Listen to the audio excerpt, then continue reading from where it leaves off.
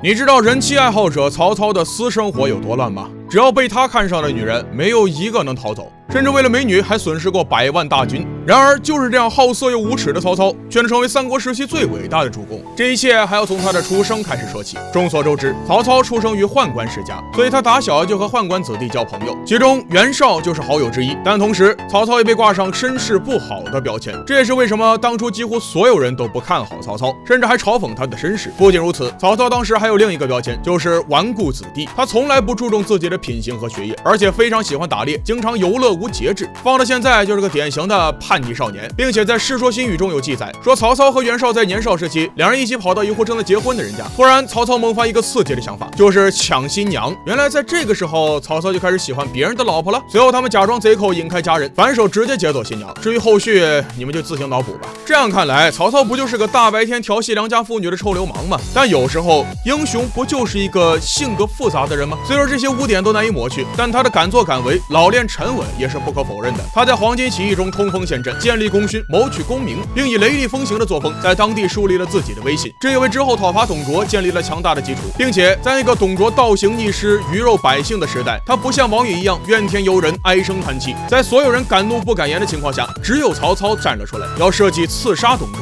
某虽不才，愿计断董卓之头，悬之都门，以谢天下。这是要有何等的胆量才能做出来的决定啊！即使最后还是以失败告终，但相比那些苟且偷生的朝中大臣，曹操已经算是乱世英雄了。不仅如此，曹操回了家乡后，便立马组织联络18路诸侯，联手征讨董卓。可惜的是，各路将领心怀鬼胎，最后导致起义失败。但曹操却在这场战役中表现得十分优秀。你知道曹操为什么能从一个问题少年成为三国时期最伟大的主公吗？现在就来为大家分析一番。或许在大家的印象中，曹操能成功的原因是罗贯中塑造的另一面形象，那就是多疑、阴险、毒辣，以及为达目的不择手段等等，所以都被大家称为乱世之奸雄。还有，当时县令陈宫抓到刺杀董卓未遂的曹操后，看到他有匡扶社稷的宏图大志，还以为曹操是一位忠义之士，于是便弃官随他而去。但在二人逃亡的途中，曹操却误杀了恩人吕伯奢全家，但他却不知悔改，还说出了一句“宁叫我负天下人，休叫天下人负我”这样的人生信条。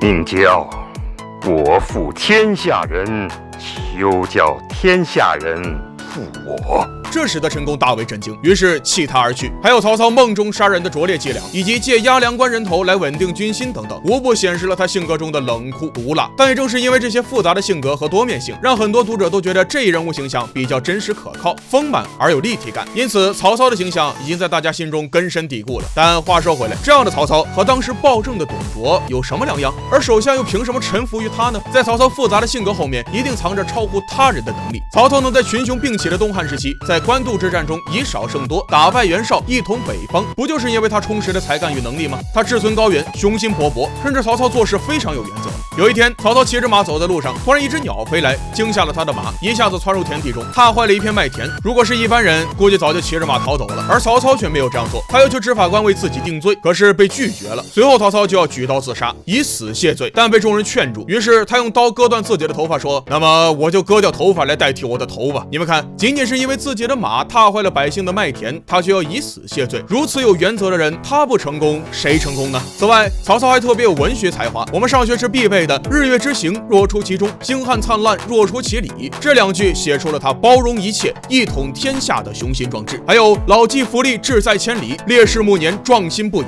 流传千古，脍炙人口”。这样有才的主公，谁会不喜欢呢？不仅如此，曹操知人善任，对待下属更是赏罚分明。你真的看懂了三国吗？就单独拿曹操来说，他到底是乱世英雄还是奸逆小人？看完这个视频，你便能一目了然。说实话，聊曹操是个技术活，得从不同角度逐一分析。我们接着说他是如何对待下属的。曹操一直以来都是知人善任，敢于启用当时毫无知名度，也没有职位和文凭，但气宇轩昂、威风凛凛的关羽，却斩杀名将华雄，这便是他慧眼识珠的能力。曹操看人不分门第，用人唯才是举，最重要的是胸怀宽广，不计前嫌。例如，他敢用曾通敌、有背叛意向的将领，甚至还敢用曾大骂过他祖宗8代的谋士陈琳。由此可见曹操的格局有多大，并且他曾3次发布求贤令，不论门第高低，只要有治国之道，用兵之术，就可以做官。想想有几个君王能做到这一点呢？还有当年关羽被曹操抓获，但却没有将他杀害，而是以礼相待，千方百计要留住这个人才。关羽虽被感动，却不愿为他效劳，于是便放走了关羽。后来在赤壁之战中，关羽为了报答曹操的不杀之恩，便将他放走，